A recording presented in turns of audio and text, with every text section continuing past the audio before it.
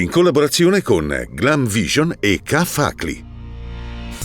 Dal turismo accessibile all'inclusione dei disabili, Fratelli d'Italia vuole contare e si rivolge a Fugatti. Il tema è politico sull'incidenza che abbiamo in maggioranza.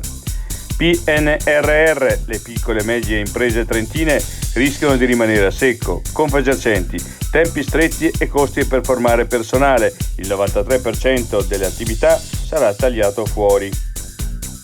Nelle farmacie trentine arriva il farmaco anti-Covid, servirà la prescrizione del medico. Intanto il nuovo centro vaccinale a Trento Sud sarà attivo da maggio. Covid in Trentino, nessun decesso nelle ultime 24 ore, mentre sono stati trovati 423 casi. Il rapporto contagi-tamponi al 12%. In Trentino i cani in fuga dall'Ucraina. La LAV, abbiamo lavorato per facilitare la regolarizzazione, fondamentale la profilassi antirabbica.